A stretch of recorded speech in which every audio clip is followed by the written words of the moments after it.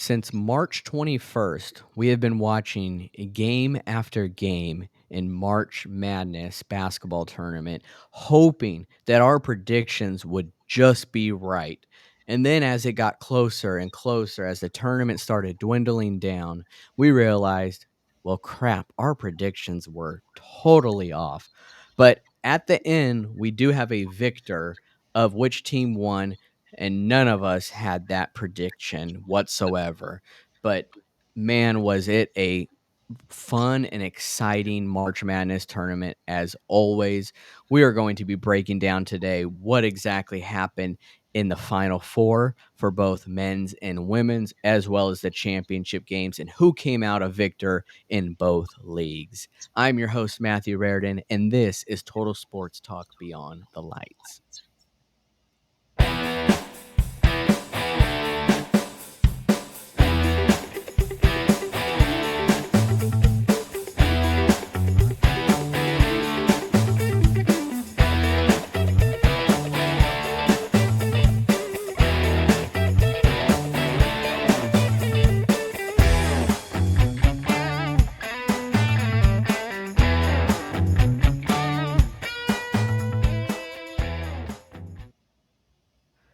What's going on, everyone, and welcome to another episode of Total Sports Talk Beyond the Lights. And guys, we just had the final for the men's college basketball tournament, and now that I look back at it, I think, why the heck did I not pick this team? Uh, I always think too much into it, and I want to choose a team that may be surprising, or I want to choose a team that might have looked good in their tournament leading up to it.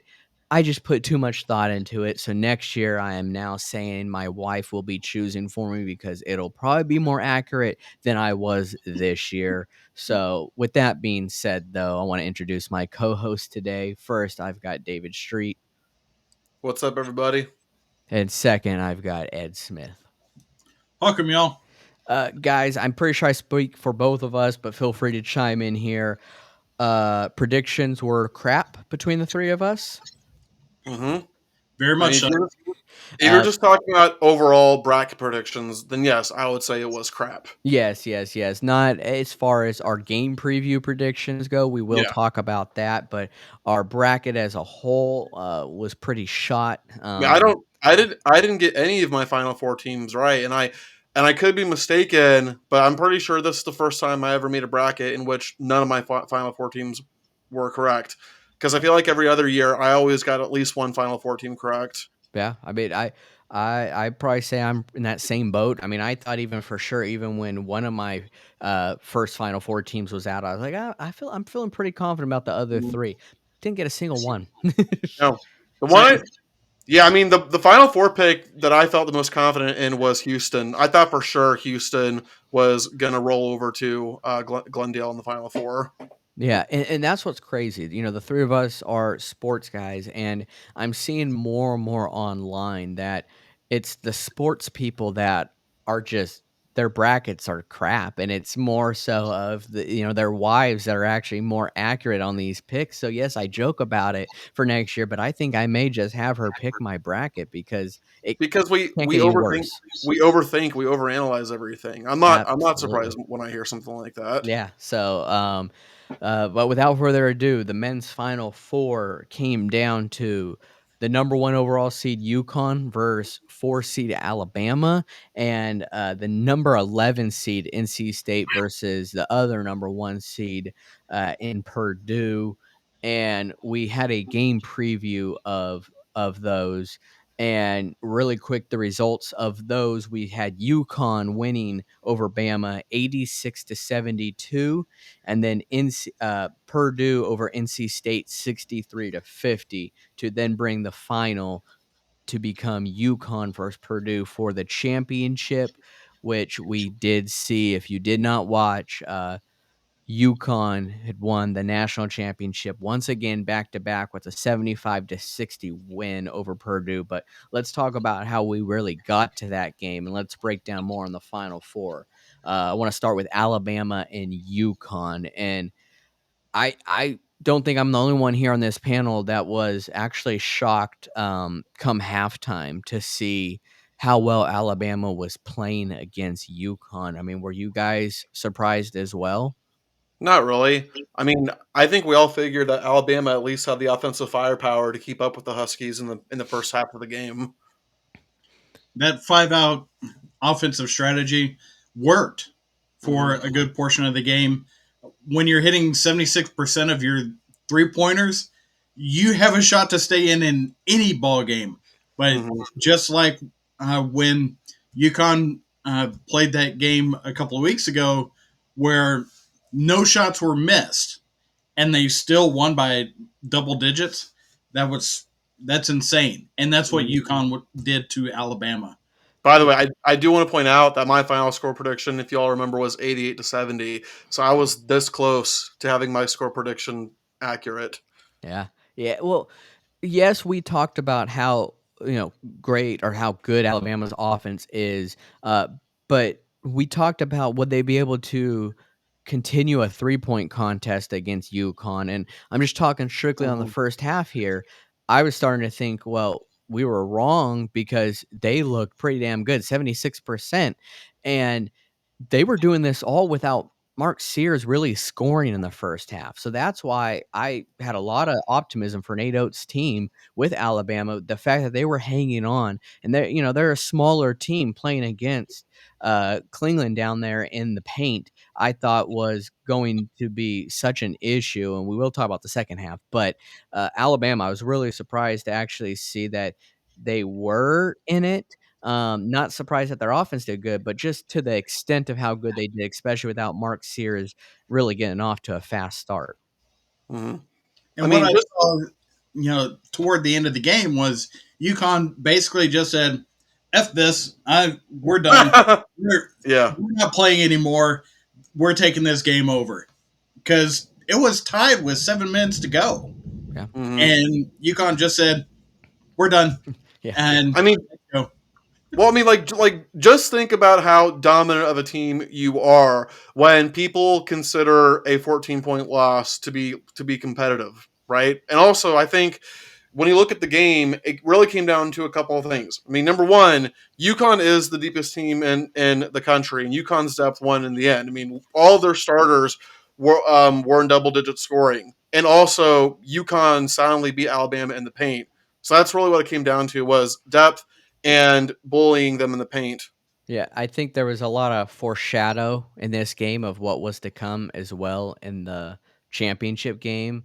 And we will talk about that here in a bit. But yeah, with 7 minutes to go, and they just decided we're not going to play around anymore. It was fun while it lasted, but we got a championship to get to, and that's exactly what they did. They just are it such a became better sticky team. paper. The defenders became sticky paper to the Alabama shooters. They Mhm. the shooters could not see anything because they had Husky right in their face for the Mm-hmm. last 5 minutes of that game. Well, that was such great adjustment. We talk about, come football season, some of the masterminds of adjustments at the half. We talk about Nick Saban and how great he would do it at Alabama, or even um, Bill Belichick in New England. They were always known for just adjusting at halftime going into the second half. And although it wasn't until 7 minutes or so remaining, UConn really did change their scheme in defending the Alabama, because they're like, well, they're just a one trick pony. All they know how to do is make threes. Let's Mm-hmm. change that. And that's what they did. And then it just showed you their depth as well on offense continue to take over like they've done all year. But even like I feel like even as UConn was like slowly starting to pull away from Alabama late in the game, you still kind of got that vibe from Alabama that eventually they were going to catch right back up to UConn, that they would make a little push, that they would make a little run in the end. But in the end, that didn't happen. Like many others, they thought the same thing, and, well, Well, maybe some except for Illinois, but yeah, yeah. some teams, just get better as the game goes on, and UConn is one Yeah. of them. But let's talk about the other Final Four game, Purdue and NC State. Ed? Uh, going into this game, I had the preview of NC State just continuing to ride the heat wave all the way through Purdue, and that was not the case in any way, shape, or form. So I'm going to eat crow on this one. And you know what? I'm fine with it because we got to see Zach Edey really take over and become the guy that we all thought that he was without, you know, as much help from the referees as what he had been receiving all the way up to that point. Yeah, they must have heard our show or something. I mean, I'm sure they heard Well, everyone's show.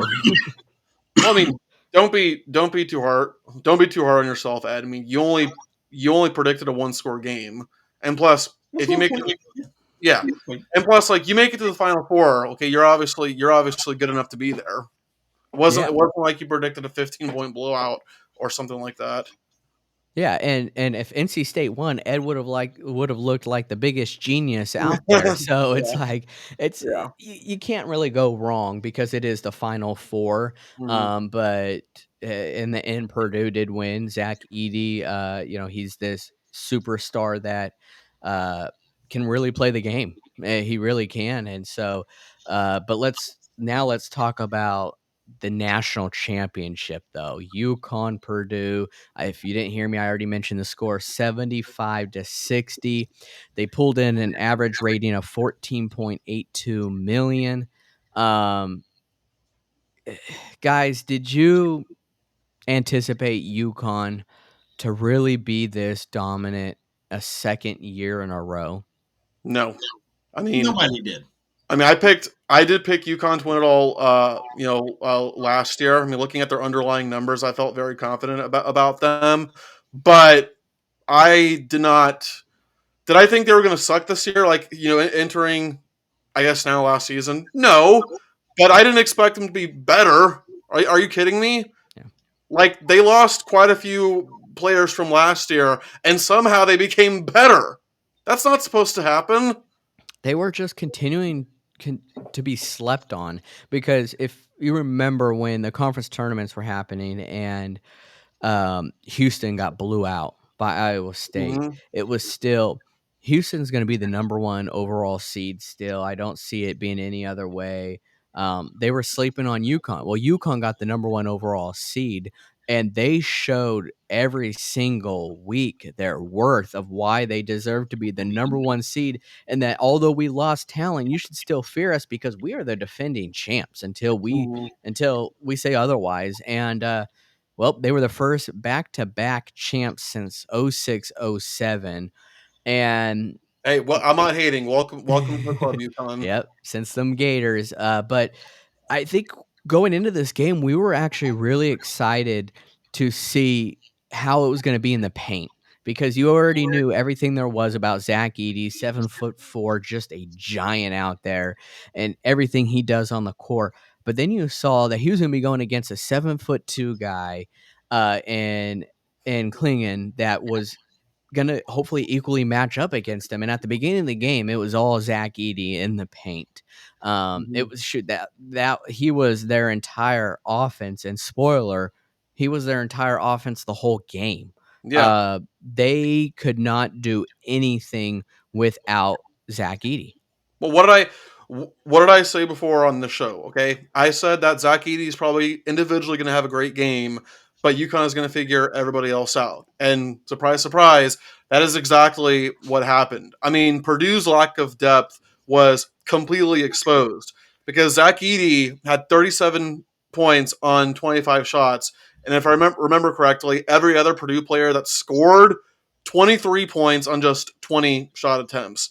So Zach Edey had more points on more shot attempts than every other Purdue player on points and shot attempts combined. That is atrocious, and really just goes to show that in college basketball, especially in today's day and age, you can't win with just one player. There's a reason why. If you remember Oklahoma with Buddy Hield, clear cut best player in the nation that time, got blown out by 44 points against Villanova because Villanova was more of a team and Villanova had more depth. They weren't a one trick pony the way that Oklahoma was, right?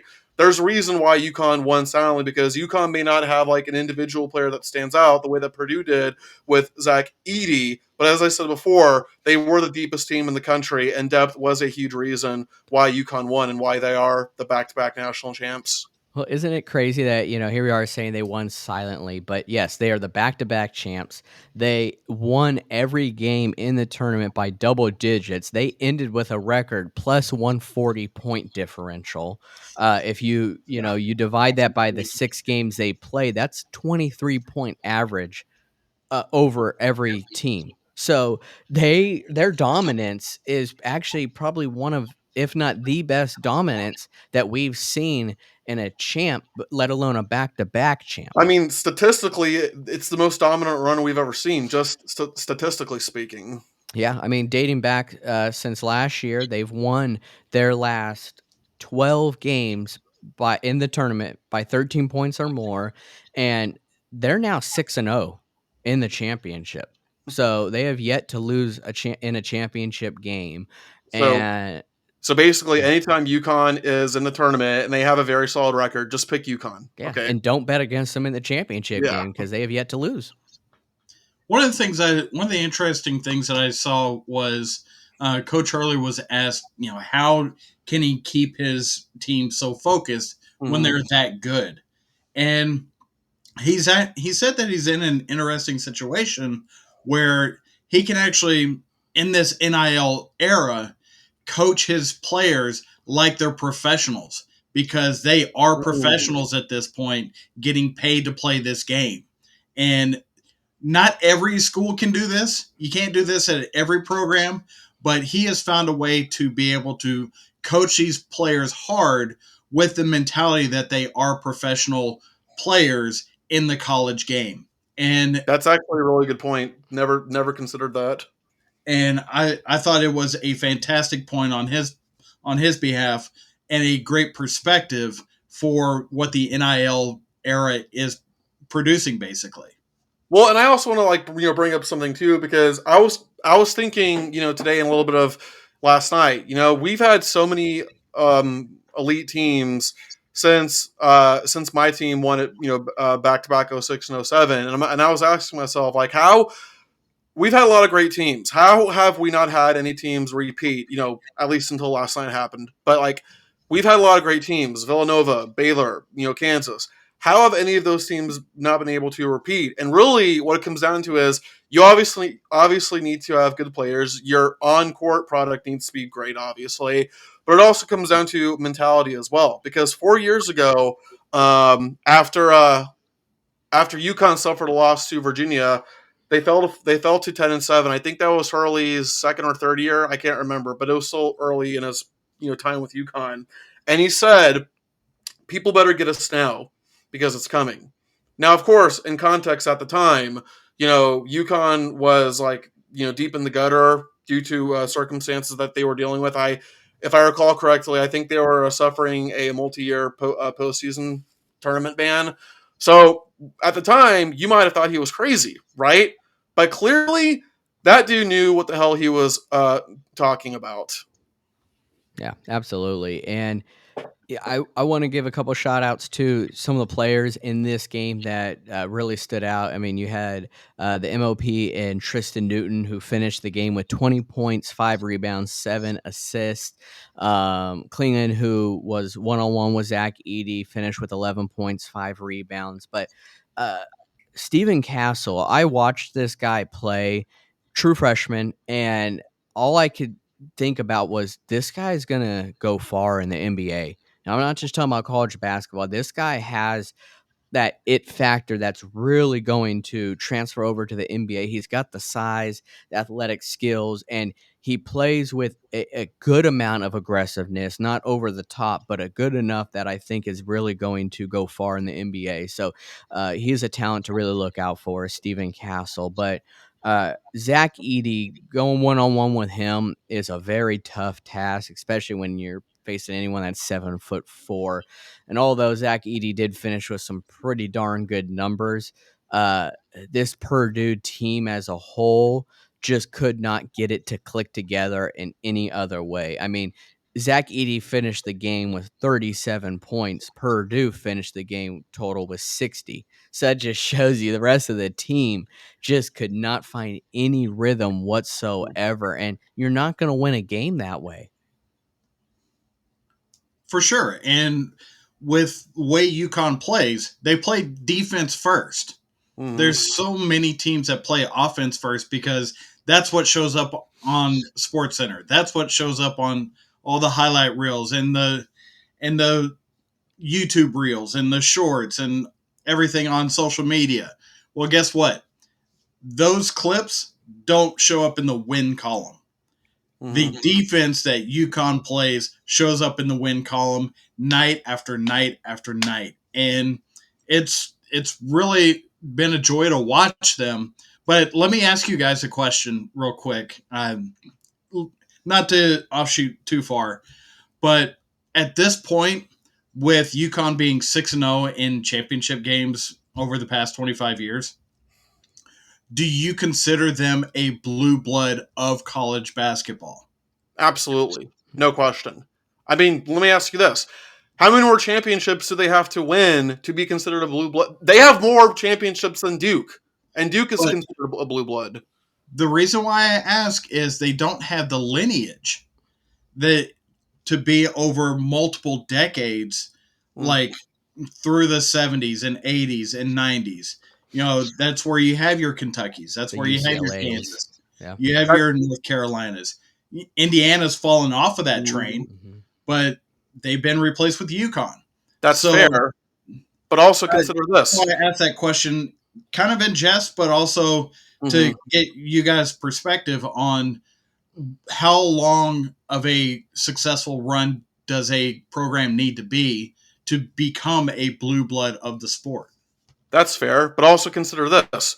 Duke's basketball program was nothing until Coach K, came around, right? So yeah, I mean, I think for me, I just go back to what else does UConn need to do at this point to be considered a blue blood? I think they are a blue blood now at this point. Yeah. I wouldn't call them the bluest of blue bloods, Yeah. but they're Fair. definitely in the conversation. Yeah, I mean, they carry that torch in the Big East, and I think that goes to show even more for them. So I think they deserve to be called a blue blood.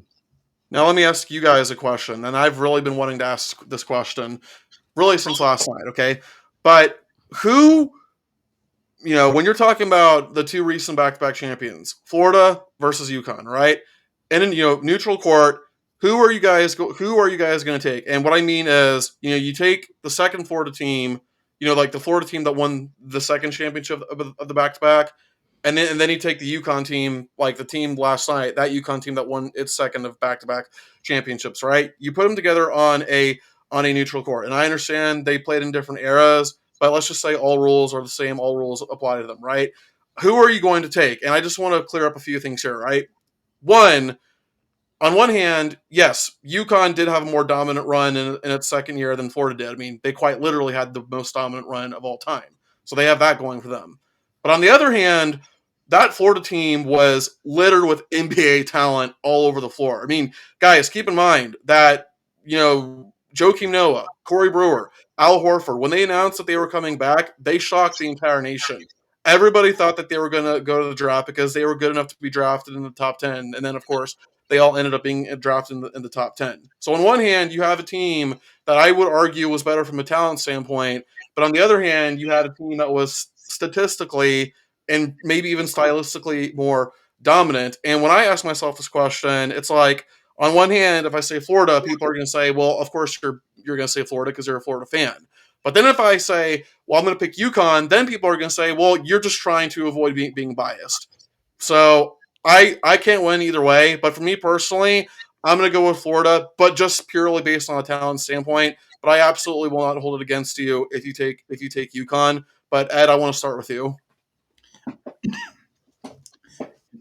Well, you bring up some great points there.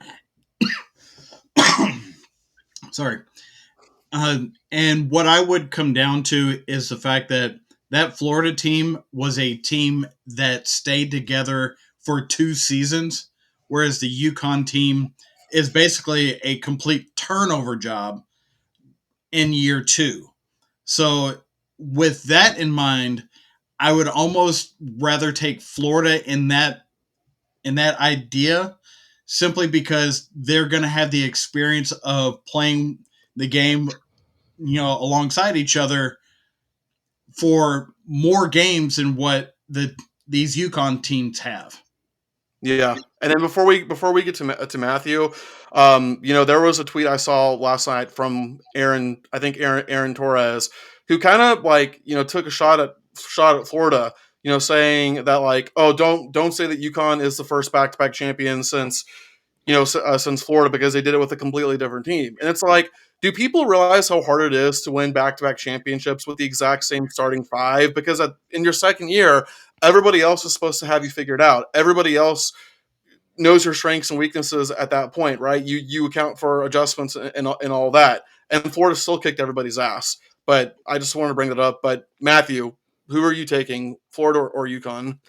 And I'm kind of going down the same line as Ed. If I want to look into it a little bit more, you could also look at from the coaching side of things. I think there's no mistake that Hurley, with the coaching job he did this year with almost a completely new team, really shows that he probably did a better coaching job this year. But if you go back to Billy Donovan, and obviously the chemistry there too with the players returning there, I feel like I'd have to go with Florida just on those bases. It's just kind of different with having Joakim Noah and Al Horford. You got two big men down there that really knew how to control that ball, and I just feel like it would have been more difficult to face off against a team like that knew each other so well. Yeah, definitely. So, but earlier, Ed, you mentioned the whole, that doesn't get you on, or you want to play offense to get you on Sports Center, or you're going to see it all online. And one thing that we did see that is going to be on Sports Center that was Zach Edey trash talking, and then at the end, you don't see him; you see UConn cutting off the nets. So it just shows you that UConn, what matters most to them was winning this game, and it really did show.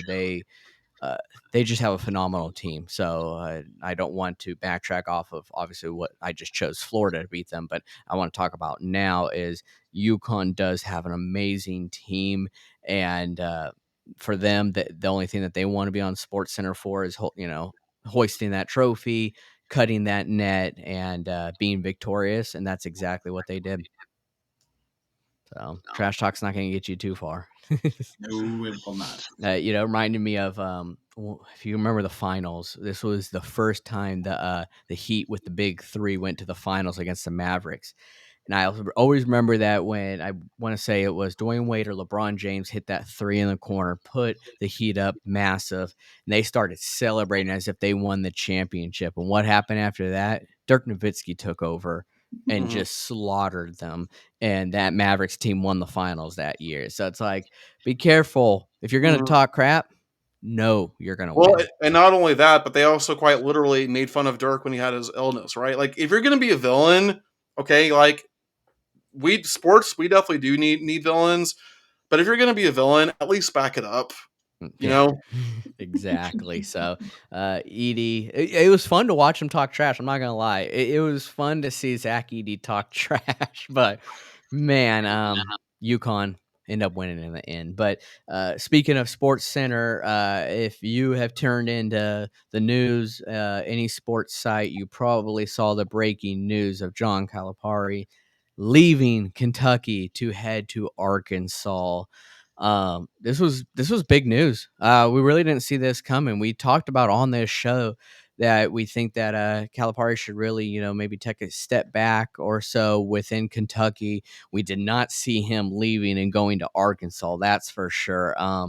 How much does this shake up SEC basketball? Because he is coming from the SEC to the SEC. But is this really going to swing things in such a different direction than what it already is in? David? Well, let me just add that I'm not surprised that Calipari left Kentucky. I think it was very obvious that both sides needed a fresh new start. But I was certainly surprised that he came to Arkansas until I found out that he's close friends with the CEO of Tyson Foods, who is a big Arkansas donor or something like that. Jerry Jones. But No, that's this it. completely shakes up the landscape of SEC basketball, because now the obvious question is, well, who's Kentucky going to get, right? There was talks of Nate Oates going there, but I think Nate Oates pretty much confirmed that he's going to stay in Tuscaloosa. Maybe Billy Donovan, but I don't think Billy Donovan has the heart to go to Kentucky, especially after he coached at Florida for so long. But right now, and I'm not saying the odds on favorite, but right now Scott Drew at Baylor, seems to be trending the most, and I think Scott Drew would do phenomenal at Kentucky. There are some Kentucky fans who don't like him for whatever reason, and I do not understand why. Like, do you not understand what kind of a hellhole Baylor was when Scott Drew took over? If he goes to Kentucky, he's going to have a lot more resources in Lexington than he ever did in Waco or wherever Baylor's located. Forgive me if I got that wrong, but you know what I mean. You're right. It's in Waco, Texas. Cool. Of Ed would course, know. Texas guy confirms. Yeah, I drive there at least 3 times a year. So, Yeah. As far as shaking up the SEC basketball, you've got to also consider that you're going to have Texas and Oklahoma coming to the SEC next year as well. So there's already going to be a shakeup, and this is just going to exacerbate the issue. So whoever they get to come in place of Calipari, that is the preeminent job in college basketball. That is, everybody's behind you, and he held on to that for 15 years. He did a 4-minute long farewell, Vito saying goodbye, video over social media today, saying, "Look, the program just needs another voice. It has been his voice for the past 15 years, and they only have one championship to show for it." Mm-hmm. So, in my opinion, with as many 5-star and 4-star recruits that he has had in the time that he's been at Kentucky, there should be more stuff on that shelf, that championship shelf that Kentucky lives by, than just one. And there needs to be somebody that can put together a program within Kentucky that is not only going to bring players in, but also get the most out of them.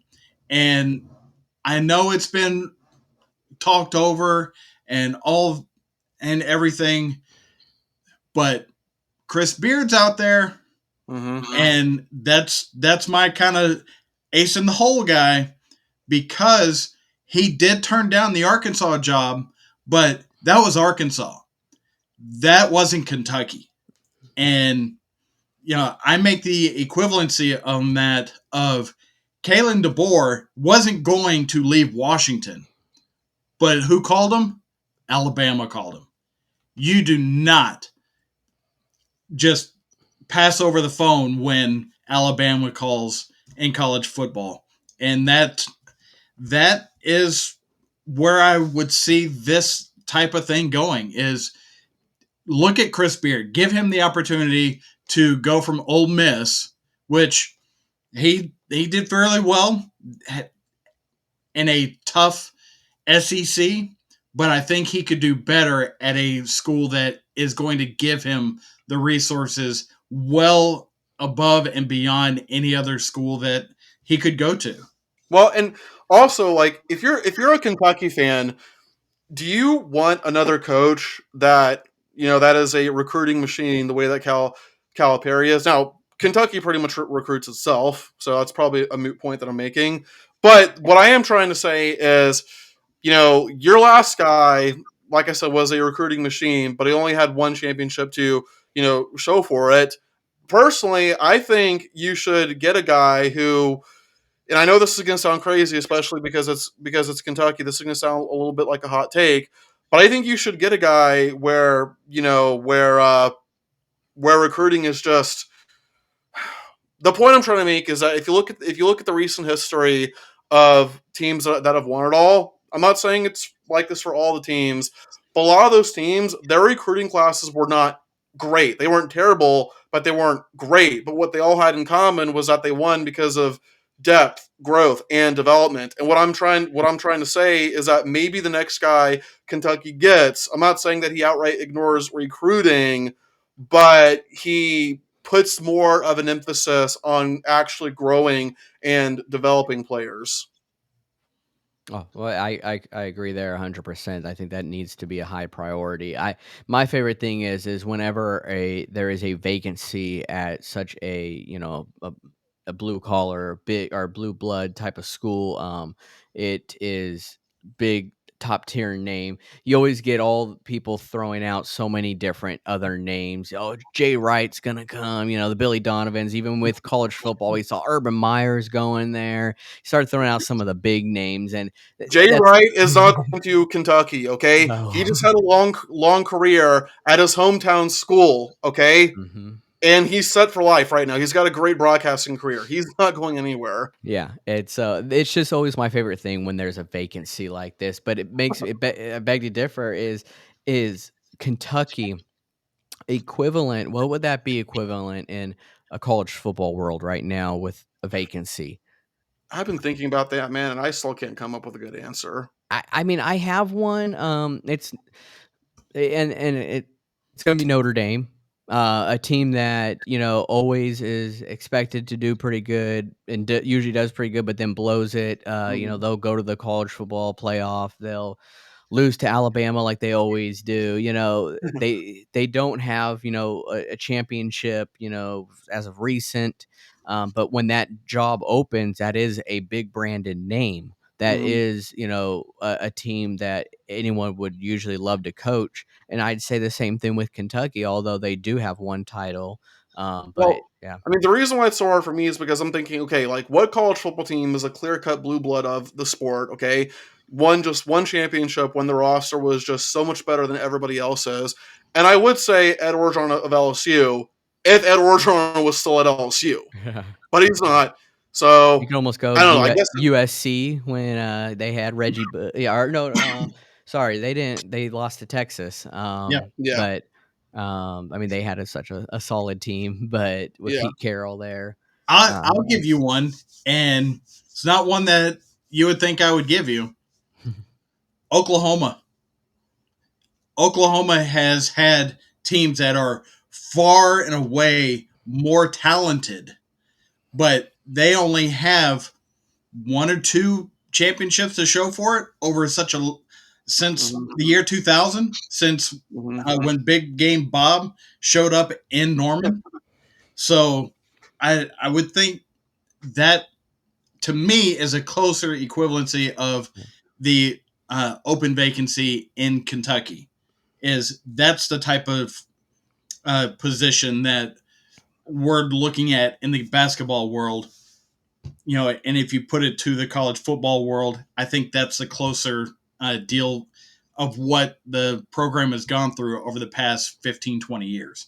yeah, I was gonna offer maybe Dabo Sweeney of Clemson, Clemson, yeah, but I don't think Clemson is a true blue blue blood blood, in college football no. the way that Kentucky is for basketball because Clemson really wasn't anything.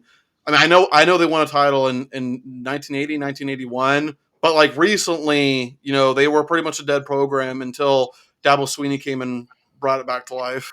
You could almost say Florida State, they won that year with Jameis Winston, but Yeah. that wasn't the talent like But yeah, Kentucky. it's so hard to find an equivalent, a college football equivalent, in my opinion. Yeah, yeah, but, I promised that we are gonna talk about this, and I know everyone's looking forward to it, but the women's, college championship happened as well.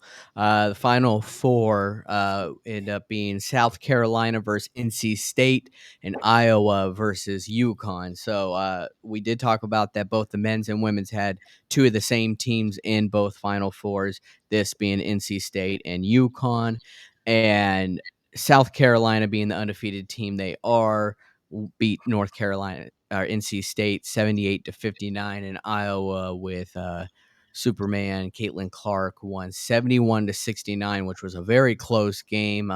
It'll be remembered for a while. People will talk about the offensive foul at the end of the game, but it was a Which phenomenal game. It was that a was foul. It was yeah. a foul. Yes, it And, was.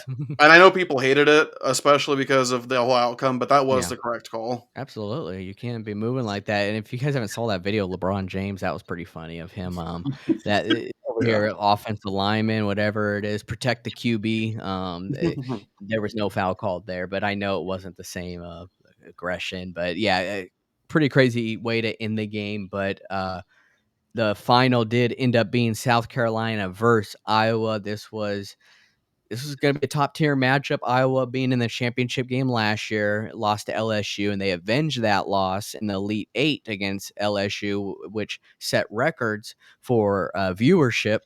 And then Iowa beat UConn, which also had a top tier viewership, and I think we know why. And now they're facing off against South Carolina with the undefeated season on the line. And, well, similar to when I said foreshadowing earlier, you can't really be, I don't want to say a one trick pony, but you can't just have one person on your team score and the rest of your team not. And that's exactly what happened. South Carolina won the game 87-75, and Iowa, the only reason they put up somewhat of a fight was because of Caitlin Clark. I mean, she's a walking bucket. I mean, that's She really is. She has really upped the game of women's college basketball, hence why they ended up with 18.87 million viewers in the national championship game. I think it was safe to say that it was more for Caitlin Clark than it was South Carolina's undefeated season. I could be wrong. Yeah. I've yet to talk to someone who said, "Oh, I'm tuning in to watch that undefeated season." But as a sports fan, of course you like to see, you want to tune in and watch that. But it was mainly because of Caitlin Clark. And guys, I'm just going to ask you this question here, and it's something that I feel so sure about. But without Caitlin Clark, does Iowa win more or less than 10 games? Without her, Yeah. I mean, I don't know if they win less than 10 games, but they sure as hell don't win as many games as they did this year and last year. I see a team that they want to play great without her. I Mhm. see them doing that, but they struggle Well, without her. and I'm really glad. Oh, I'll let you answer, Ed, and then I have a long rant to go on. I would definitely say that without Caitlin Clark, you may be looking at an over under of maybe 13 wins, and that's being generous. But overall, they don't have the depth of development of anybody around Caitlin Clark to really take up any of the slack. And that's been the biggest thing. Yes, it's been a great hype train with Caitlin Clark, matching and beating Pete Maravich's scoring record and all this other stuff. Well, guess what? She's still 0-2 in championship games. Yeah. And that's going to be something that she has to take with her going to the next level. Yeah, I mean, I can't help but notice, like, this was deja vu all over again, because for the second year in a row, Iowa gets soundly beat. Caitlin Clark is the team's clear-cut best player, and the bench is practically non-existent. Okay, the exact same thing happened twice, right? This game, Iowa's loss is because their head coach Lisa Bluter is a moron, right? You lost last year because of your lack of depth. How you did not address that is beyond me, and that is absolute coaching malpractice. Now, admittedly, I don't really watch a lot of women's basketball, so I will acknowledge that maybe Iowa did have decent depth scoring all season long. Okay, that's possible. Okay, but what I do know is that in the game that mattered the most, for the second year in a row, depth scoring was non-existent, and that was your fault completely. Now, I understand that there are some aspects that a coach cannot control. Like a coach cannot control a player turning the ball over or a player having a cold shooting night. But there are some things that a coach can control. And the amount of shot attempts that players get, that is 100% in the coach's hands. Iowa's bench had 0 points on a combined 3 shot attempts. 0 points on 3 shot attempts. Where the hell was the depth? Okay. And it was so freaking obvious that Lisa Bluter was trying to send Caitlin Clark on a heroic send off because Caitlin Clark had 30 points on 28 shot attempts. Every other Iowa player had 35 shot attempts combined. The head coach wanted to send Caitlin Clark on a heroic send off, but it never occurred to her that in order to actually win a championship, you need depth. And because of her sheer stupidity, Iowa gets soundly beat in the championship again.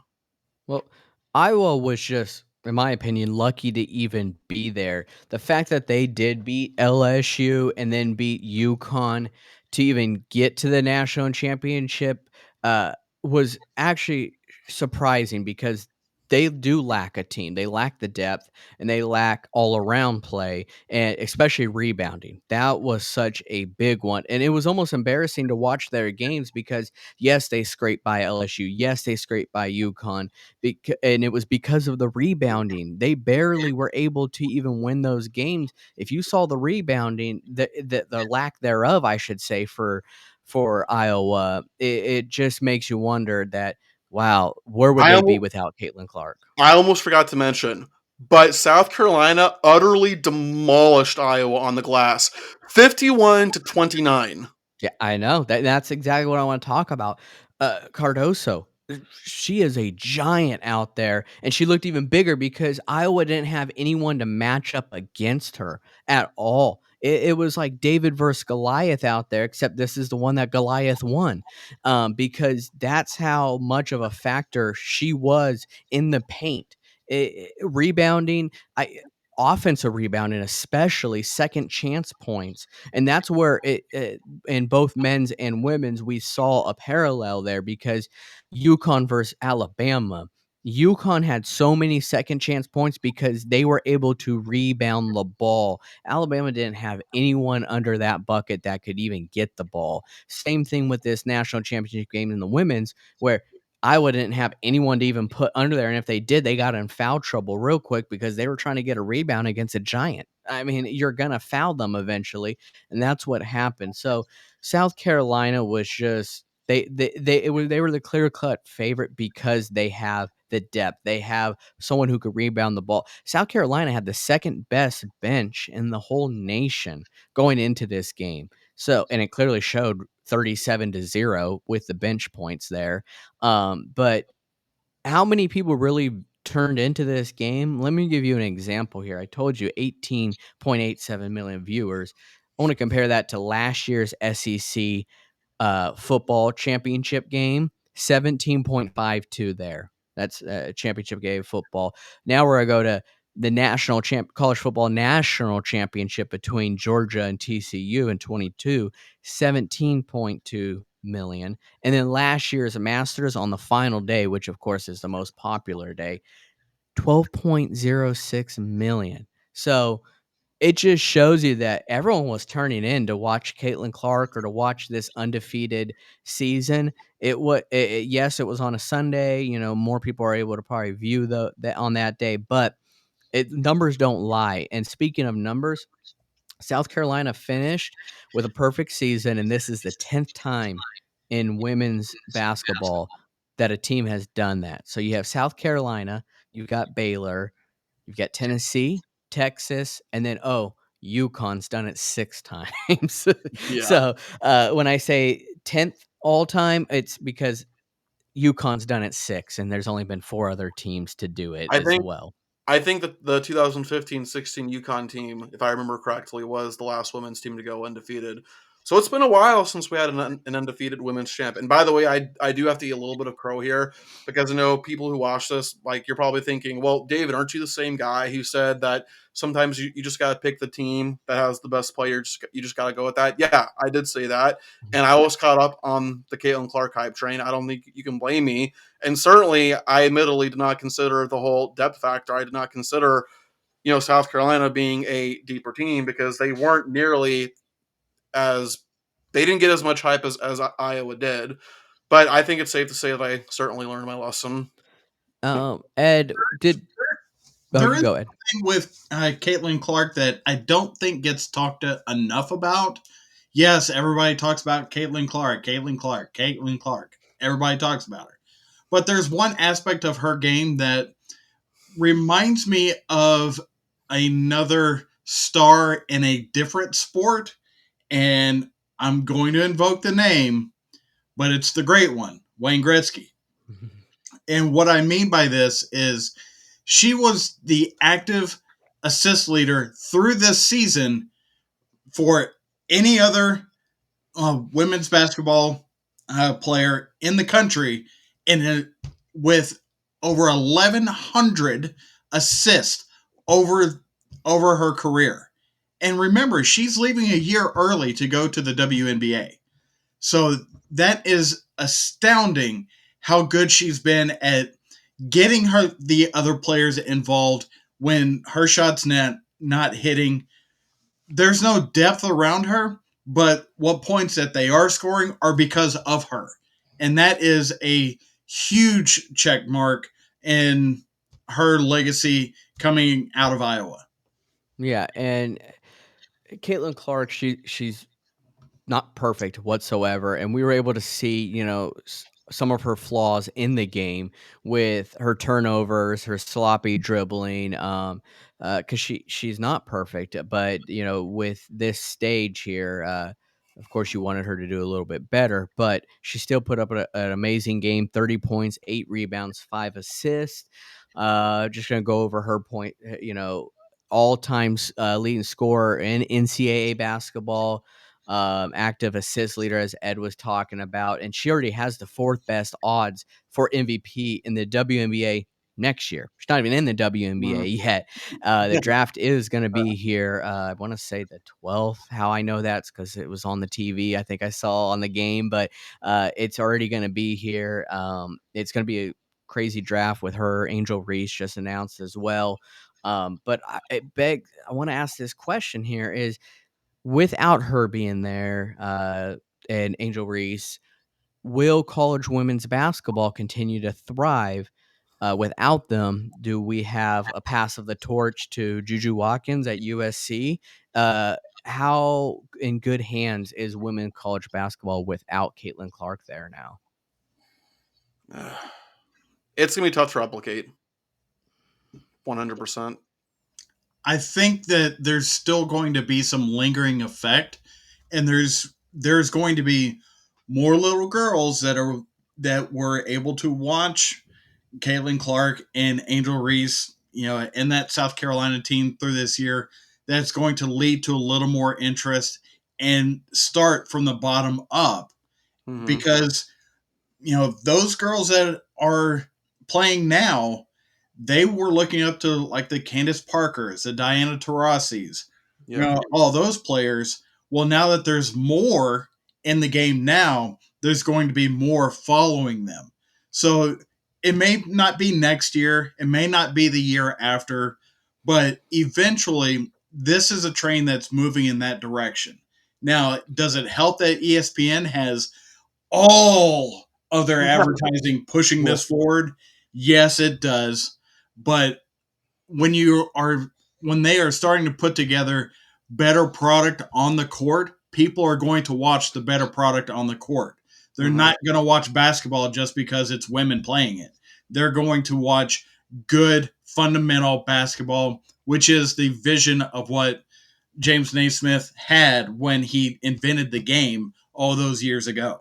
Well, and beyond how this is going to affect women's college basketball as a whole, like how is this going? How is this going to think about how this is going to affect Iowa? Now, I know I said I don't watch a lot of women's college basketball, but I know enough to at least know what the premier programs usually are. UConn, obviously, Tennessee, Baylor, Notre Dame. I guess I'd put Texas, fair enough. Texas, I guess LSU now with Stanford. Kim Mulkey, right? Yeah. Um, Stanford, sure. and Stanford, yes, but Iowa was just kind of an afterthought until they got this once in a generation type player in Caitlin Clark, and it almost feels like now without her, they're just going to go back to being an afterthought. Well, I mean, I think it puts them on the map. I mean, similar to Clemson almost. With yeah, Clemson is a bigger school, but they were more put on the map when you had Deshaun Watson and all that he was able to do there. Then Trevor Lawrence. Do I think they're going to get another Caitlin Clark just like that?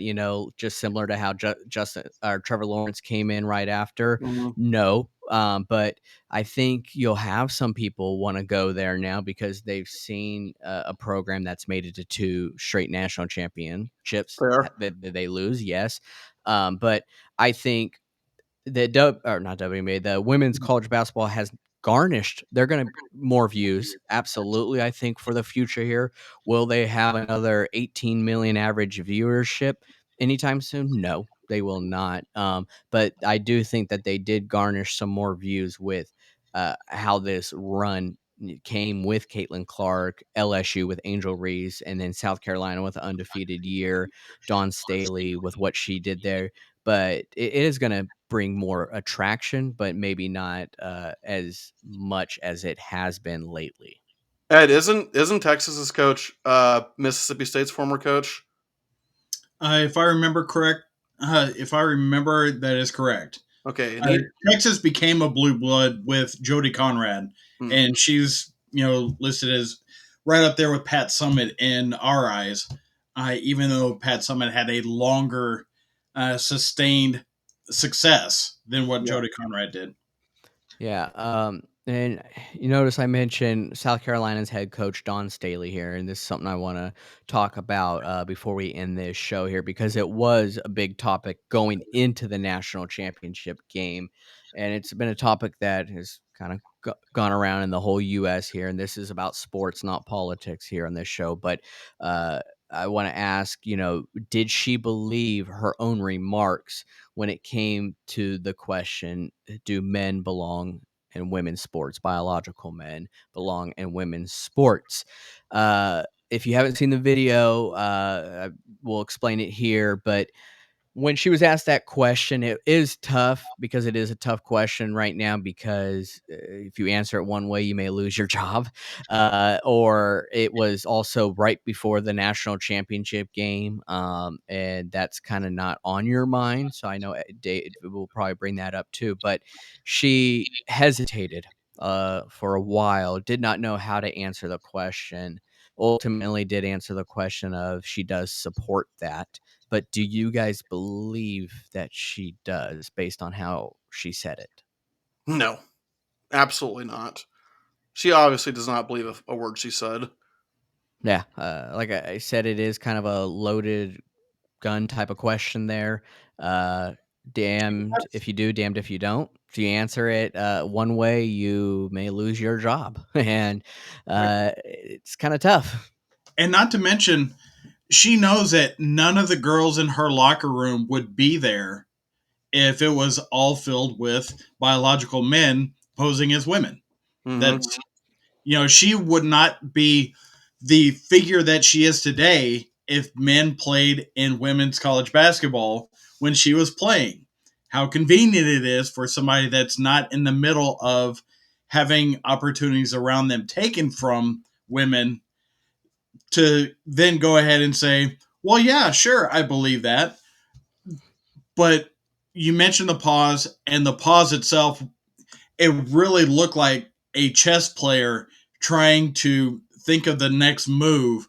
Hmm. How do I say what I really believe, but not say what I really believe because what I don't really believe is going to have me lose not only my job, but also my social credentials, if you will.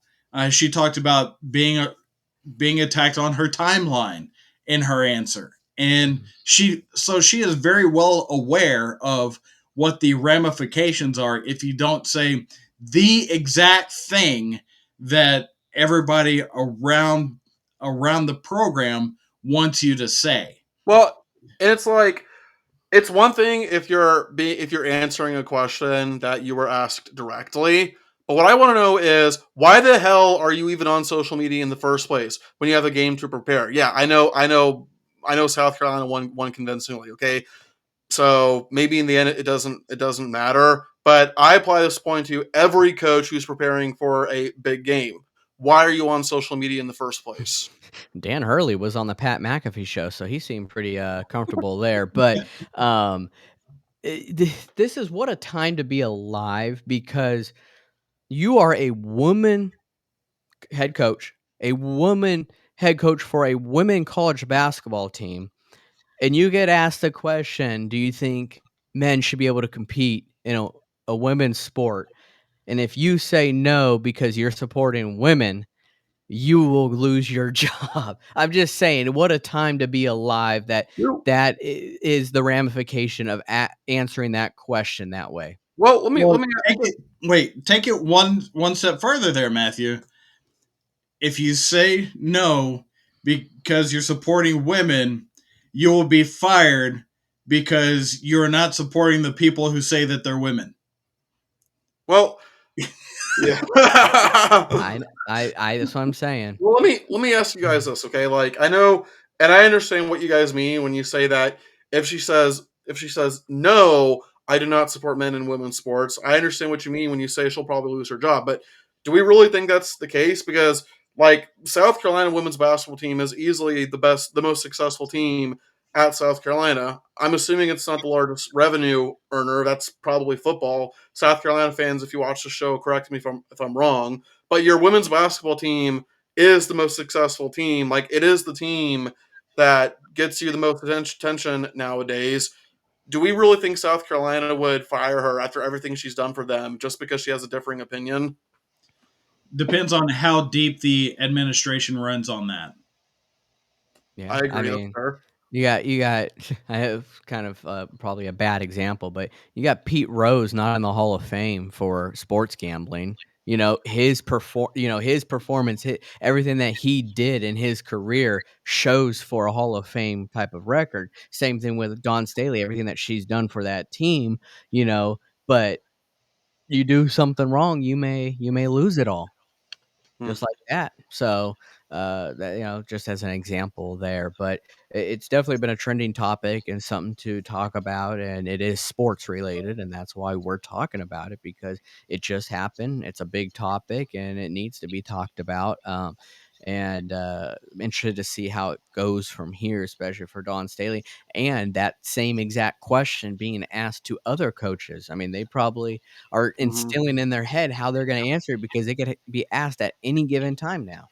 You Well, Yeah. and I'm glad you brought that up because Lisa Bluter was also asked the same question. I want to ask you guys, who do you think handled it better? Because I've heard arguments, both for and against. Some people have said that well, Staley's answer might suck, but at least she actually gave an answer, whereas Bluter just completely avoided it, and she was accused of being a coward. But I also heard the argument that Bluter handled it better by saying, "Hey, listen, we have a big game to focus on right now. If you want to ask me that question later, you can, but I'm just focused on the game right now." So, in y'all's opinion, who do you think handled it better? From a professional standpoint, Lisa Bluter did, because her focus is on the national championship game, and I Hmm. don't see any issue with that whatsoever. With where she's at, she'll have plenty of time to talk about other issues, but the main issue on her mind is the national championship game. But it brings me back to my saying, damned if you do, damned if you don't. If you don't answer it how these people want you to answer it, you don't answer it how these people want you to answer it, you're not gonna please everyone. You can't. So I Hmm. think she just handled it better. I I really have nothing to add on that one because the worst offender on any of this is the fact that the question is needing to be asked. Yeah, for I sure. said, "What a time to be alive." Hmm. What a time to be I alive. mean, But we're at a point where we have to ask what a woman is. I mean, that's how crazy these times are now that we're living in. your beard looks just like a guy who asked that same question. Yeah, Oh, very much so. I wonder who I that think could he's a be. judge now too, last I saw. I mean, that guy does it all. But, A judge who wants to do really bad things, if not for the fact that he is being legally held back. Yes. Yeah. Yes.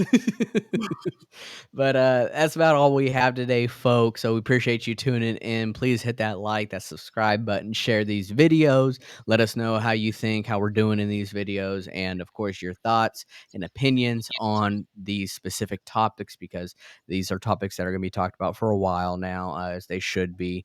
But let us know how you guys are feeling about that. We once again appreciate you guys tuning in, and all you guys do to support us, and we will continue to do everything we can for you guys. But till next time, guys, we are rounding third, and we are headed for home.